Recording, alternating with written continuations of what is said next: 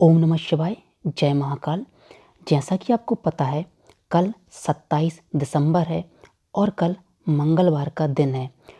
यदि आपके बच्चे में बहुत ही ज़्यादा चिड़चिड़ापन रहता है, बहुत ही ज़्यादा गुस्सा आती है, वह छोटी छोटी बातों पर गुस्सा हो जाता है, आपका बच्चा बात नहीं मानता है, आपके बच्चे का मन पढ़ाई में नहीं लगता है और आपके बच्चे का मन चंचल है, उसका मन एकाग्रचित नहीं रहता है, वह दिन भर केवल मोबाइल चलाता रहता है, उसका मन पढ़ाई में बिल्कुल भी नहीं लगता है, वह आपकी बात नहीं मानता है, तो आपको कल के दिन, मंगलवार के दिन, एक छोटा सा शहद वाला उपाय करना है। ये एक नया उपाय है और आप देखेंगे, जब यह आप उपाय करेंगे तो आपके बच्चे का मन पढ़ाई में लगने लगेगा।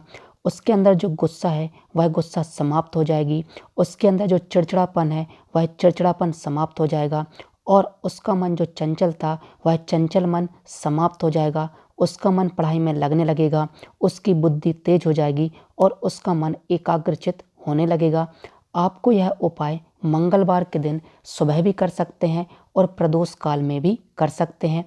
यह जो उपाय है, यह उपाय पूज्य गुरुजी ने अपनी कथा के दौरान ही बताया था। इसके लिए आपको सबसे पहले एक तांबे के कलश की आवश्यकता होगी। इसमें आप जो जल लेंगे, यह जल घर का जल होना चाहिए और जल शुद्ध और साफ होना चाहिए। इसके बाद आपको शहद की आवश्यकता होगी और कम से कम आपको आधा कटोरी के लगभग शहद की आवश्यकता होगी। शहद आपको आसानी से मार्केट में मिल जाएगी। तो आपको सबसे पहले एक कलश के पात्र की आवश्यकता होगी, तांबे की कलश की आवश्यकता होगी, जिसमें आप घर का जल लेंगे और लगभग आधा कटोरी आपको क्या होगी, शहद की आवश्यकता होगी। और आपको यह उपाय 5 दिनों तक करना है। कैसे करना है मैं आपको यह बताऊंगा।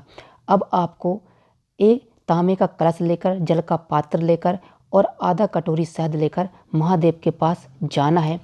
और अब आपको क्या करना है, यदि यह उपाय आपका लड़का स्वयं करता है या बच्ची करती है तो बहुत अच्छी बात है।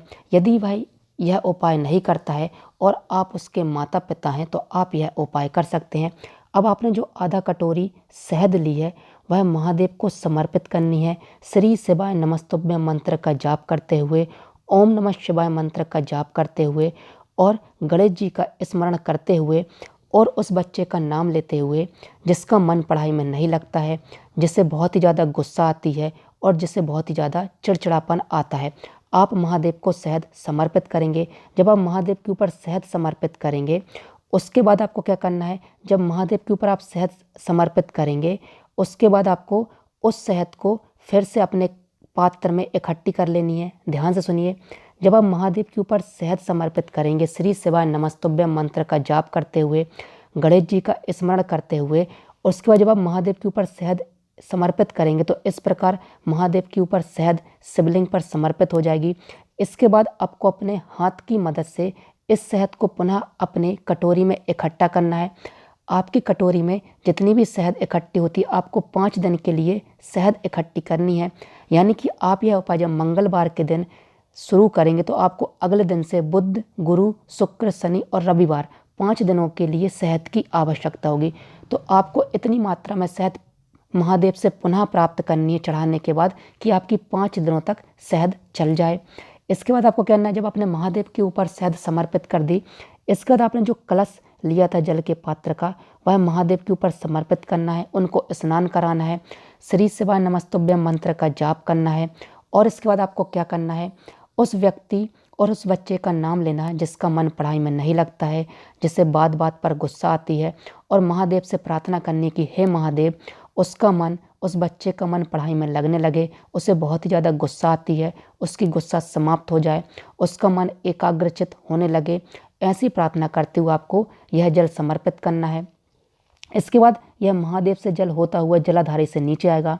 आपको यह जल किसी पात्र में इकट्ठा कर लेना है और इसके बाद आपने जो जल महादेव से प्राप्त किया है और शहद प्राप्त की है, वह पुनः घर लेकर आपको जाना है। और आपने जो शहद प्राप्त की है वह लगातार 5 दिनों तक आप अपने बच्चे को खिलाएंगे।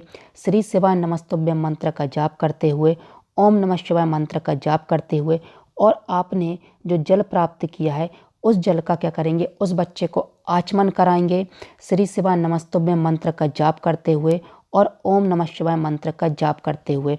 और आप देखेंगे 5 दिनों के बाद उस बच्चे का मन पढ़ाई में लगने लगेगा। उसके अंदर जो गुस्सा थी वह गुस्सा धीरे धीरे समाप्त होने लगेगी। उसका मन एकाग्रचित होने लगेगा और उसकी बुद्धि में तीव्रता आने लगेगी, उसकी बुद्धि में बढ़ने लगेगी और उसका मन पढ़ाई में लगने लगेगा। यह जो उपाय है, यह उपाय पूज्य गुरुजी ने अपनी कथा के दौरान ही बताया था।